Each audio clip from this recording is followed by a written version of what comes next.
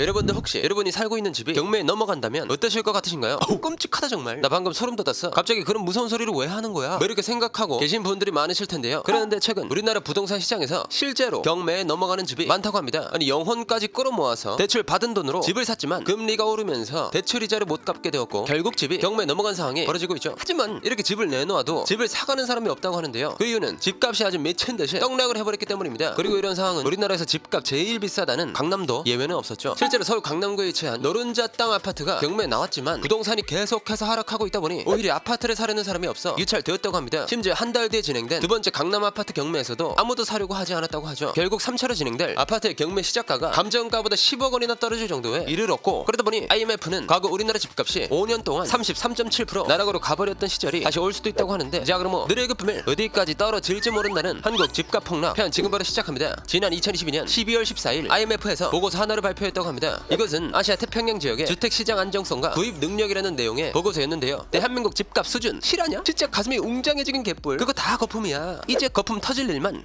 남았다. 아니 쟤는 집값 내려간 지가 언젠데 지금 와서 저러고 있어. 야 뒷북 좀 그만 쳐라. 응 뒷북 아니야. 니들 집값 거품 꼈는데 금리까지 올라버렸지. 그런데 누가 집을 사? 아직 한참 떨어져야 한다니까. 허허. 듣고 보니까 좀 그렇네. 금리 때문에 지금 집 사기는 좀 부담스럽긴 해. 이렇게 이 보고서에는 앞으로 우리나라의 부동산 시장이 떡락할 거라는 내용이 포함되어 있었죠. 게다가 IMF에 의하면 2021년 4분기 우리나라의 실질 주택 가격은 정신 나갈 것 같은 상승률을 보여주기도 했습니다. 아니 2019년 4분기와 주택 가격을 비교하면 약 18%나 상승했다고 하네. 이건 아시아 태평양 지역에서 뉴질랜드, 호주에 이어 세 번째로 높은 수준이라고 하죠. 뭐 이런 상황만 본다면 뭔가 단단히 잘못되고 있다는 것을 느낄 수 있는데, IMF에서는 우리나라의 집값이 오른 이유에 대한 분석을 내놓기도 했다고 합니다. 먼저 코로나19로 인해 우리나라 주택 공급이 부족해지면서 앞으로 집값이 크게 오를 거라는 과도한 기대감이 반영된 결과라고 하죠. 뭐 한마디로 표현하자면 그냥 거품이라는 거지, 거품. 그런데 이 거품이라는 것이 언젠가는 터지기 마련이잖아요. 최근 이 거품이 최대로 빠지게 만드는 것이 있습니다. 바로 기준 금리 인상. 뭐? 기준 금리 올린 건 물가 잡으려고 하는 건데 왜 주택 가격이 내려간다는 거야? 라고 생각하고 계신 분들이 있으실 텐데요. 여러분들도 잘 아시다시피 금리를 올리는 것은 너무 비싸진 물가를 잡기 위한 행동입니다. 그리고 금리 상승은 주택 가격에도 엄청난 영향을 끼친다고 하죠. 그 이유는 금리가 오르면서 대출 금리도 함께 증가하기 때문인데요. 아무래도 집을 살 때는 대출을 받는 경우가 많잖아요. 대출 금리가 오르니까 이자가 엄청나게 부담스러워지는 거야. 이로 인해 집을 사려는 수요가 자연스럽게 줄어들면서 집값이 떡락하게 되는 거지. 뭐 2022년 시작할 때만 해도 우리나라 기준 금리는 1%였지만 2022년 11월 24일에는 3.25%까지 상승했습니다. 한국은행에서 매달 발표하는 금융기관 가중평균금리에는 예금은행의 대출 금리가 나와 있다고 하는데, 2022년 1월에는 예금은행의 대출 금리가 3.45%였지만 2022년 11월에는 5.64%까지 올라갔다고 하죠. 대출에는 다양한 상품이 존재하지만 단순하게 만기까지 이자만 갚는 만기 일시 방법으로 계산해보면 은행에서 1억 원을 빌렸을 때 2022년 1월보다 2022년 12월에 매달 나가는 이자만 18만 원 정도 늘어난다고 하네. 또 여기서 문제는 집을 사려면 1억 원 기본이고 훨씬 큰 돈을 빌리는 경우도 많아. 그러다 보니 금리 인상으로 인한 심각한 대출 이자 부담 때문에 집을 사기가 어렵다는 겁니다. 실제로 한국부동산원의 부동산 통계 정보 시스템에 따르면 우리나라 주택 매매 거래량이 엄청나게 줄어들었다고 하는데요. 주택 구매 열기가 한창이던 2020년에는 127만 9,305건의 주택 매매 거래가 있었지만 2022년 1월부터 10월까지는 44만 9,967건밖에 되지 않았다고 하죠. 이걸 한 달 동안의 평균 거래량으로 계산해 본다면 2020년에는 한 달에 약 10만 6천 건의 주택 매매 거래가 있었다고 하거든요. 하지만 2022년에는 한 달 평균 거래량이 약 4만 5천 건이라고 합니다. 이 수치는 불과 2년 사이에 거래량이 절반이 넘게 줄어들었다는 거지. 그러다 보니 아예 분양조차 되지 않고 있는 주택이 엄청나게 늘어났다고 하죠. 2021년 10월 전국 미분양 주택수는 14,075호였지만 2022년 10월에는 47,217호로 2021년에 비해서 33,142호가 늘어났다고 하거든요. 이건 1년 사이 미분양 주택이 235.5%나 증가한 수준이라고 합니다. 이렇게 전국적으로 주택 거래가 급속도로 얼어붙다 보니 비싼 가격에도 활발하게 거래되고 있던 서울의 주택들도 이 상황을 피해갈 수 없었죠. 먼저 서울의 주택 매매 거래량은 2020년 1년 동안 17만 7,757건이었는데요. 2022년 1월부터 10월까지 거래량은 5만 611건으로 줄었다고 하죠. 그리고 이 거래량을 다시 월 평균 거래량으로 계산해보면 서울의 월 평균 주택 매매 거래량은 2020년에 약 1만 4,800건이었으나 2022년에는 약 5천 건으로 떨어진 상황이죠. 이 말은 즉 2022년의 거래량이 2020년보다 약 3분의 1 수준까지 떨어져 버린 거잖아요. 아무래도 주택 매매 거래량이 줄어들다 보니 당연히 미분양 주택수도 증가하게 됩니다. 서울의 미분양 주택수는 2021년 10월에는 55호밖에 되지 않았지만 2022년 10월에는 866호를 찍어버렸다고 하죠. 아니 1년 동안 미분양 주택만 811호가 증가한 거고 1474.5%라는 미친 증가율을 보여주고 있는 거지. 이걸 보면 진짜 금리 인상으로 우리나라 부동산이 정신 나가버릴 것 같은 그런 상황인데, 여기 금리 상승으로 인해 부동산 시장에서 엄청난 타격을 입은 사람들이 있죠. 바로 영끌족. 영끌족이란 여러분들도 잘 아시다시피 영혼까지 끌어모아서 대출받은 사람들을 말합니다. 쉽게 말해 빌릴 수 있는 돈을 최대한 많이 빌려서 집을 산 사람들이라는 거죠. 그런데 최근 기준금리가 계속 상승하면서 하면서 대출 이자를 감당하지 못하기 시작한 거야. 그러다 보니 돈을 빌려준 채권자들이 어떻게 해서든 돈을 받으려고 집을 경매에 넘기고 있다는 겁니다. 지금 이 상황이 얼마나 심각한 수준인지 살펴보게 되면 재개발이 된다 안 된다 말도 많고 탈도 많은 강남구 대치동의 음마 아파트 있잖아요. 이 비싸다고 소문난 아파트도 이미 경매에 넘어갔다고 하죠. 여기서 말씀드린 이미 경매란 채무자의 채무 불이행 시에 담보권을 가진 채권자가 담보를 경매로 매각해서 채권을 해소하는 법적 절차입니다. 쉽게 말해 돈 못 갚으면 열리는 담보물 경매라는 거죠. 2022년 2월 이미 경매 등기 신청 건수는 1754건이었지만 불과 9달이 지난 2022년 11월에는 58%가 증가한 2772건의 경매가 진행되었다고 합니다. 하지만 이미 경매에 올라온 집이 많아져도 그 집을 사려는 사람이 없다고 하는데요. 자 이번 경매 물품은 무려 음마 아파트. 날마다 오는 기회가 아니죠. 경매 시작하겠습니다.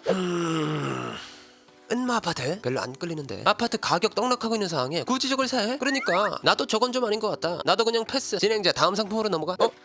어라? 이게 아닌데? 여러분들 잠시만요. 진짜 안 사실 거예요? 이런 기회 또 없습니다. 안 산다고 두 번 말하게 하지마. 뭐 이런 식으로 강남구 노른자 땅의 은마 아파트라고 해도 사가려는 사람이 없었다는 거야. 2022년 11월 10일 2017년 이후로 5년 만에 경매에 등장한 은마 아파트 매물이었지만 27억 9천만 원이라는 감정가에 아무도 관심을 가지지 않고 유찰되었다고 하죠. 왜냐? 감정가가 실거래가에 비해서 너무 비싸. 보통 경매 물건에 대한 감정평가는 6개월에서 1년 전에 실시한다고 합니다. 은마 아파트의 경우도 2022년 5월부터 이미 경매 절차에 들어갔다고 하는데요. 이때 당시에 경매에 넘어간 은마 아파트와 같은 크기인 공급 면적 115제곱미터의 은마 아파트 거래 가격을 보면 27억 원과 27억 7천만 원이다 보니 경매 감정가도 비슷한 수준에 책정이 된 거죠. 그런데 2022년 11월에 매매된 은마 아파트의 가격을 보면 공급 면적 115제곱미터가 21억 5천만 원에서 23억 5천만 원 사이라고 하거든요. 심지어 2022년 10월 20일에는 21억 원에 거래된 적도 있어 집값이 불과 6개월 만에 5억 원 정도가 증발이 되었다는 건데 이걸 누가 사겠냐고. 물론 이 금액은 감정가일 뿐이고 실제 최저 입찰가는 더 낮은 가격에서 시작된다고 합니다. 하지만 경매에 참여하는 사람들이 바보도 아니고 어차피 집값이 떡락하고 있는 상황에서 굳이 아파트를 살 이유가 없는 거죠. 그러다 보니 2022년 12월 15일에 진행된 최저 입찰가 22억 3,200만 원의 2차 경매에서도 유찰이 되면서 최저 입찰가가 17억 8,500만 원까지 떨어지는 굴욕을 겪었다고 합니다. 2023년 2월에 진행될 3차 경매에서 최저가가 14억대부터 시작될 예정이라고 하니 이건 감정가보다 약 13억 원이나 떨어져 버린 상황인 거죠. 이것만 보더라도 우리나라 부동산 가격이 떡락했다는 것을 알 수 있는 것 같은데 최근 서울 아파트 매매 시가총액에서는 더욱 심각한 하락폭을 보여주고 있었습니다. 2022년 6월에는 서울 아파트 매매 시가총액은 1,342조 8,267억 원이었지만 2022년 10월에는 1,330조 100억 원까지 감소했죠. 이건 무려 12조 8,165억 원이나 떨어져버린 상황이네. 여기서 대표적인 예시를 하나 살펴보게 되면 서울 서초구 잠원동에 레미안 신반포 팰리스라는 아파트가 있거든요. 2022년 4월에 공급 면적 111제곱미터짜리 매물이 34억 2,500만 원에 거래되었는데 2022년 11월에는 공급 면적 113제곱미터짜리 매물이 25억 8천만 원에 거래되었다고 하죠. 이건 7개월 만에 8억 4,500만 원이 떨어졌다는 겁니다. 이렇게 서울에 있는 아파트조차 가격이 떡락하고 있는 상황에서 현재 부동산 시장의 상황을 보면 여기서 멈추지 않고 더 많이 하락세를 보일 거라는 의견이 많습니다. 그 이유는 미국이 내년에도 고금리를 유지하면서 우리나라도 고금리가 계속될 것이기 때문이죠. 뭐? 미국의 금리랑 우리나라 금리가 무슨 상관인데 그러는 거야? 라고 생각하고 계신 분들이 있을 텐데요. 미국과 우리나라의 기준금리의 차이가 벌어지면 투자자들은 더 큰 이익을 찾아서 미국으로 몰리게 됩니다. 우리나라에 있던 투자금이 미국으로 다 빠져나간다는 거지. 이건 원화보다 달러 가치가 높다는 거고 그러면 또 원달러 환율이 급등하는 문제가 발생하게 되죠. 이런 문제로 인해 우리는 결국 미국 금리를 따라가야 하는 상황이라는 건데 아니 이게 무슨 일이야? 미국이 내년에도 금리를 올릴 거라고 하네. 2022년 12월 15일을 기준으로 미국 연방공개시장위원회 즉 FOMC에서 결정된 기준금리는 4.5%라고 합니다. 그런데 FOMC 위원들은 내년 말 금리 전망을 5%까지 보고 있다는 거야. 심지어 5.75%까지 올려야 한다고 보는 위원도 있었다고 하죠. 이건 우리나라도 미국을 따라 고금리를 유지해야 한다는 거고 그대로 우리나라 집값 떡락으로 이어질 수밖에 없다는 겁니다. 이런 상황에서 앞으로 우리나라 부동산 시장이 어떻게 될지 조금 더 지켜봐야 할 것 같네요. 자 그럼 금리가 우리나라 부동산 시장에 어떤 영향을 끼쳤는지 알게 되면서 오늘의 1급 비밀 마치도록 하겠습니다. 다음에 또 다른 이야기를 담은 서류 1급 비밀 파일을 들고 다시 찾아오도록 하겠습니다. 감사합니다.